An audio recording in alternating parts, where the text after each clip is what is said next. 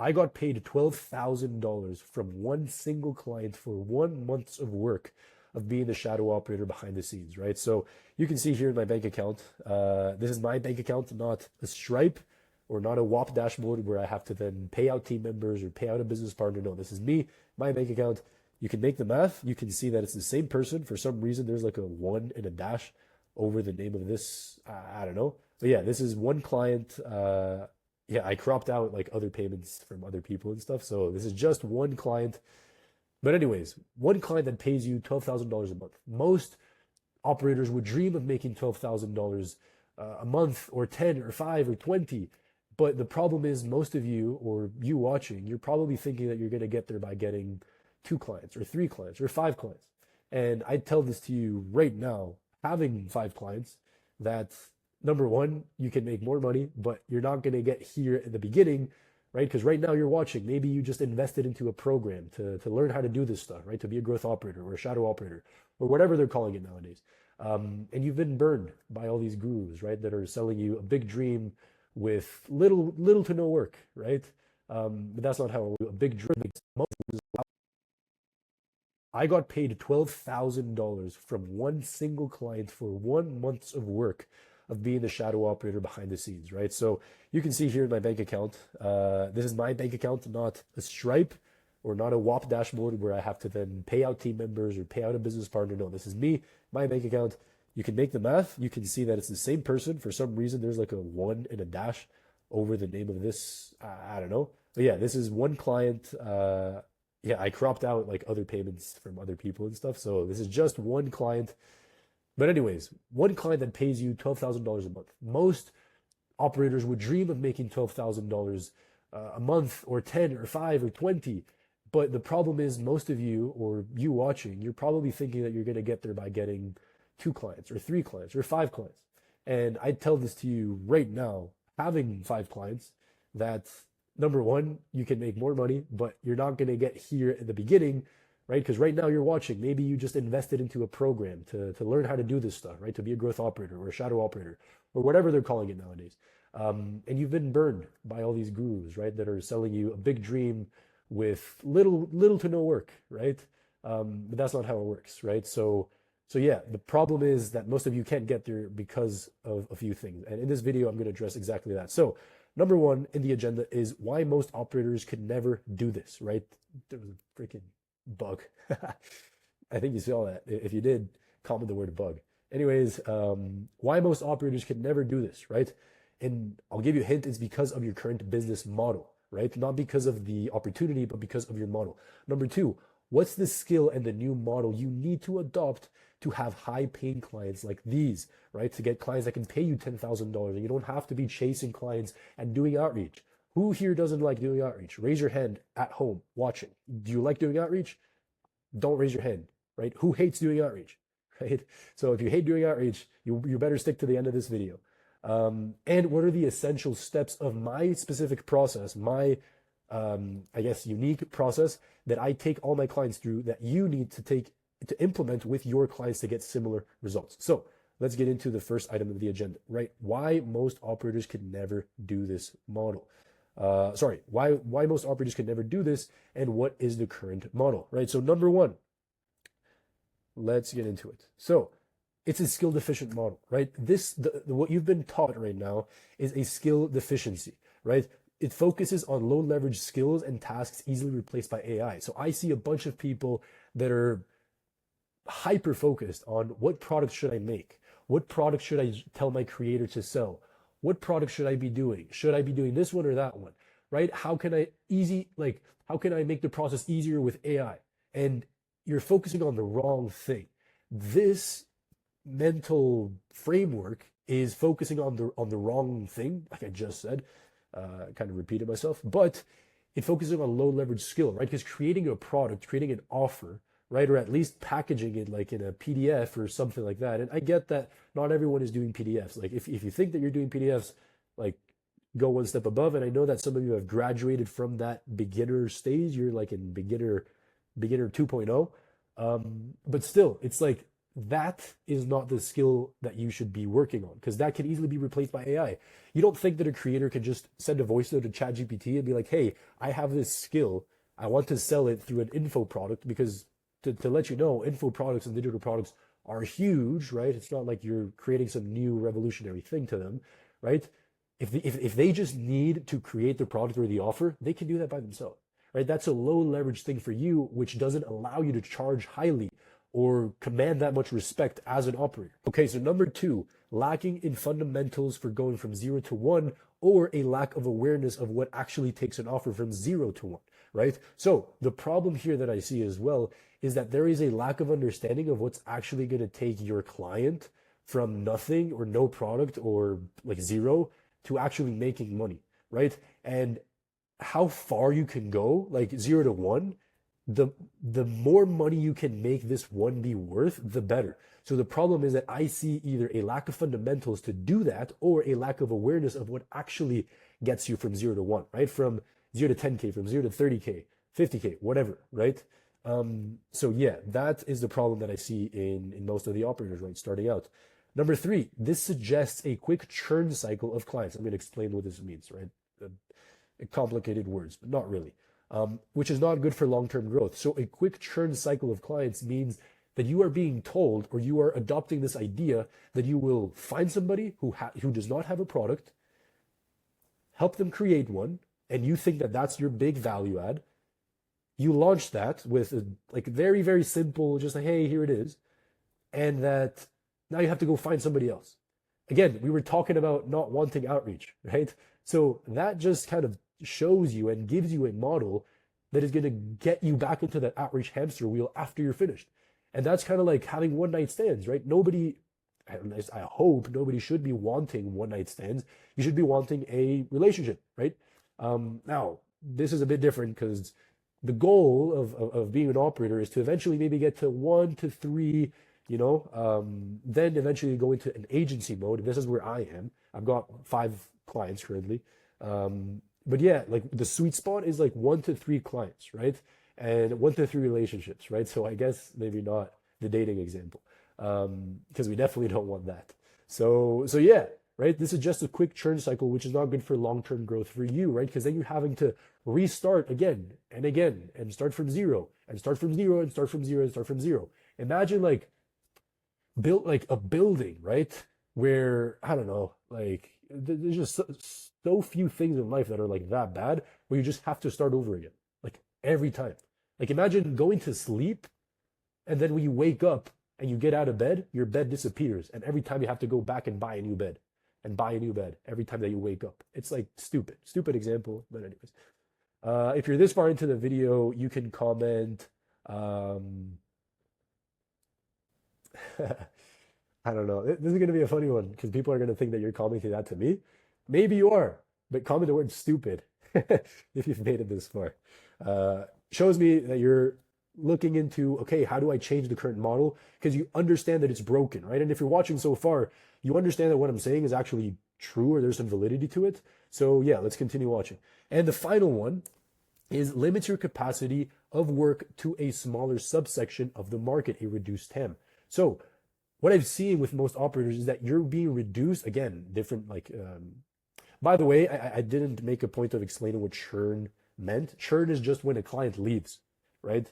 In business, right? So churn just means when a client leaves. So it's a quick churn cycle of clients leaving, right? So cycle. Now, your subsection of the market, reduced TAM, total addressable market, right? Learn this term, total addressable market. I assume you already know that. If you didn't, something new. But the problem is that most operators are thinking that you can only work with people who don't have a product. Therefore, confirming my first thing, which is a skill deficient model. Because if you think that you can only work with people who don't have products, then you're not being taught the proper skills. Then you're being lied to. Like, think for yourself. Like, get out of your head for like 3 seconds and like look at the real world. If you think currently that you can only work with people who don't have a product already, that means that your beliefs have been shrunk to think that the important thing is to create a product for people who don't have one. That's not it. You should be creating skills and acquiring skills that allow you to work with anybody so that you can actually help them make more money and get paid as a result. And you're going to see the type of client that I worked with to make the $12,000 for myself. They did not have an Instagram audience. They were not viral. They were not showing people how to make money. You're going to see. But anyways, so this is why most beginner operators can never get a $12,000 client, right? Now, we are going to look at what is the higher leverage model that you can adopt early, and what is the skill that you need to learn to do this. This is what I've been able to do. So I call myself a launch specialist because I've learned the skill and I've specialized in the skill of launch-based marketing. So this is super important, guys. So launches, right? So launches, when somebody launches the business, right? So this is in my opinion, and I hope that this video does not go viral, because this is such a huge opportunity, right? Because this is the most important skill in any digital business, launching. You can see the big creators online. What are they doing? These big events, right? Alex Hermosi, the biggest online entrepreneur, he's talking about in his event, in his latest book launch, that launches is the reason why he's where he's at, right? Like, you can see the writing on the wall, can't you? So if you can learn the skill of launch-based marketing, this is where you're actually going to be able to differentiate yourself and actually create value towards the market. So what are the 4 points that I want to talk about? Launches are the highest leverage piece of growing a client's business. I already said that. Number 2, the biggest players are implementing this. Do what they do, not what they tell you to do, right? I also just said this, but let's reiterate, right? So a lot of them will tell you, hey, sell this digital product with AI. Let me ask you a question, and let me look directly into the camera like I've been for the whole thing. Are most of the people that are selling you these products selling a product made with AI? Can we answer in the comments? If the answer is no, comment no. My comments are going to look stupid. Everyone's going to be saying no and stupid. So yeah. But anyways, we're having fun on this channel as well as we're learning. If you're learning, leave a like. So yeah, actually leave a like. That's going to be key. So yeah, 3, key differentiator in a saturated market. In a world where everyone's calling themselves, hey, I'm going to be your shadow operator. I'm going to be your growth operator. I'm going to be your AI operator. You have a differentiator, but not in a differentiator of a word, but a differentiator of a skill. Then you're like valuable. Then you're like a Coke in the desert, right? Like if someone's walking through the desert and then they see a bottle of water and then it's like, oh my God, there's nothing here. Like, that's what I need. Why? Because they understand people, what are they looking for? Their next big launch. We're launching their first thing and they want to make as much money as possible. And you should want to capitalize on that, right? Which brings me to the second thing. The bigger the launch, the bigger your percentage that you can demand, right? And the bigger cut that you can take from each client, right? So are we getting it? I hope that I'm getting my point across. If this is making sense, you should be like jumping up and down in your living room or wherever you're watching this, right? Comment where you're watching this. I don't know. I asked you guys to comment a bunch of stuff. I just want to see who's actually watching. Cool. So now that you know this, we go back to the agenda. Number 3, what are the essential steps? Right now that you understand that it's like, okay, this is not the model, what they sold to me, this idea, it's not that, it's this, right? What are the steps? How do you launch it? What are the steps for a successful launch with a client? Because the $12,000 was from doing the launch, right? There, I said it. Doing the launch of my digital product, my client's digital product, which wasn't a product, it was a paid community actually, or like a program slash course. But yeah. So let's get into the good shit. Okay, excuse my language. This is my launch process, and I'm going to be sharing it with you guys. If you have a bad, what's it called? Attention span, this is not the video for you. Making money is not for you if you have a bad attention span. So yeah, get buckled up or whatever. Get some popcorn, whatever you want to do. So my client, nothing fancy, nothing fancy. He was, for lack of a better word, an older guy, right? He's a cool dude in the music industry, right? He was doing a bunch of stuff in the music industry, not making music, but like helping people record music, teaching people acoustics, right? He had a Facebook group, just a Facebook group of around 10,000 people, right? No Instagram, no nothing, no YouTube, nothing. Facebook group with old people. We decided to create an online program, right? It included, group calls, one-on-one. There were some like PDFs, not PDFs in that sense, but like he had done some research about the music, like the acoustics, and apparently people in acoustics geek out over that. I don't know. And then we launched it, right? And that's where we were able to do that. So I'm going to delete this because that was in the beginning. But so let's go through this, shall we? Okay, let's go through this. So number one, you're doing the pre-launch. So I've talked about this in other videos, right? So the first thing is audience analysis. Here is where you find a product audience fit. This is a term that is very important, right? So here you're trying to understand exactly the product that is going to sell, not what you want, not what your client wants, but what is going to sell. And what determines that? The audience, because you're selling it to the audience, right? So yeah, this is how you do it. You do it through creating lead magnets. Through lead magnets, you can get polls, poll answers, right? Interviews, customer development, right? VSL, this doesn't really go there. Competition analysis, right? So you also do competition analysis. But yeah, you can do surveys, things like this. And you're trying to get demographic, psychographics, understand exactly what people want, the underlying reasons why, so that not only you can create the product prototype, right? Because you're not supposed to be creating the thing for them. If you want to make a course, your client is the expert. They are the ones that should be making the course. You can help them structure it, right? Like, what's the offer?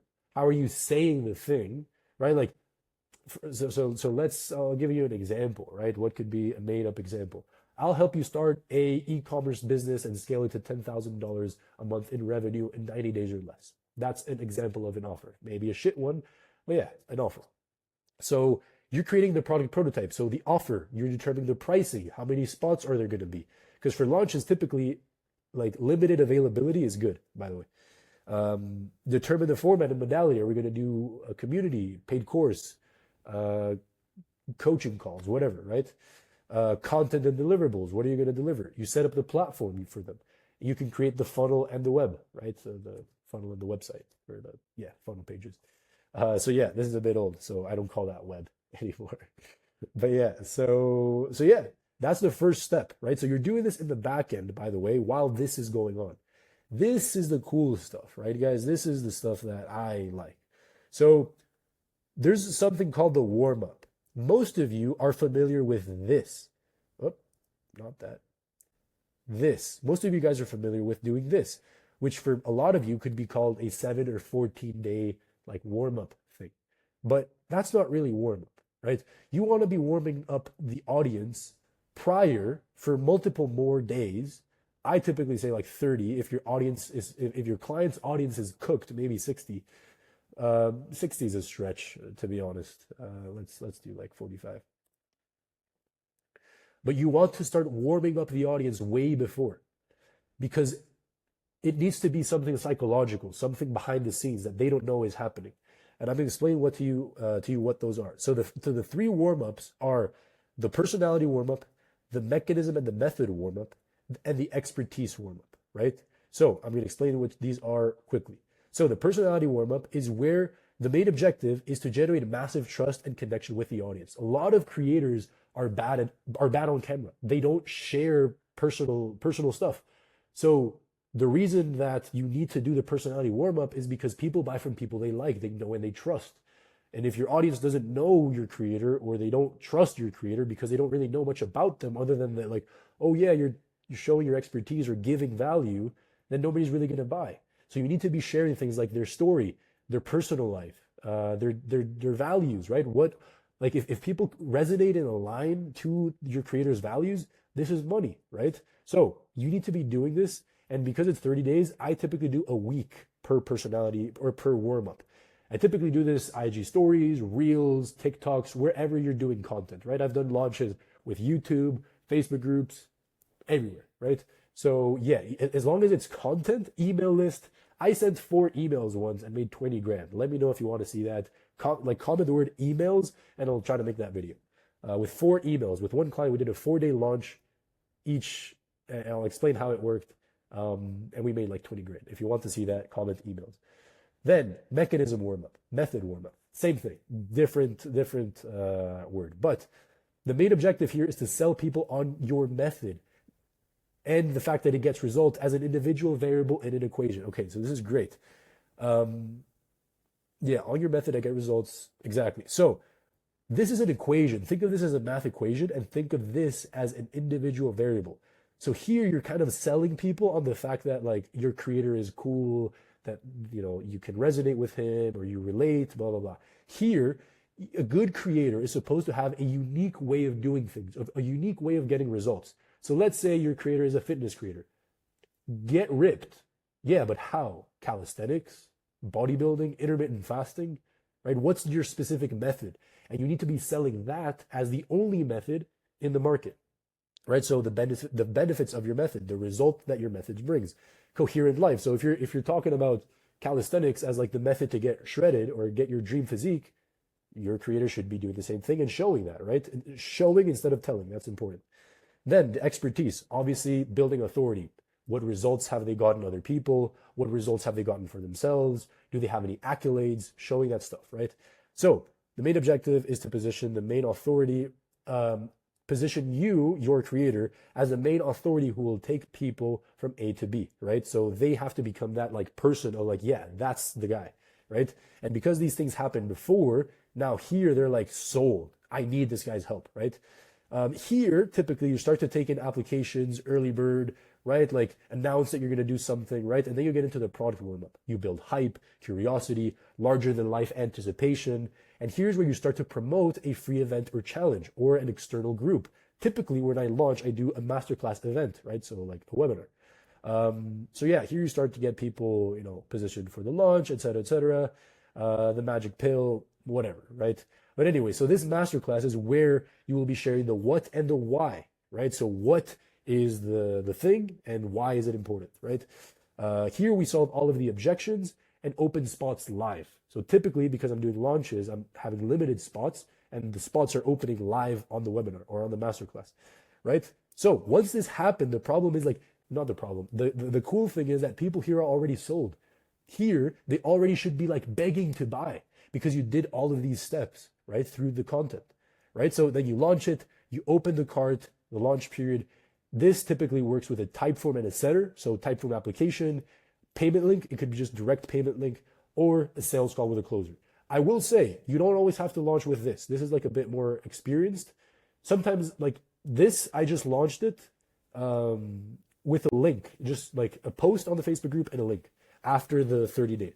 So anyways, that is the launch process, right? That is a launch process that I follow that allowed me to make, you know, $12,000 for myself. And I was taking not that huge of a cut, right? So you can imagine how much money we could have potentially made. So let me know if this helped. And if you want any more sauce, there's sauce, guys.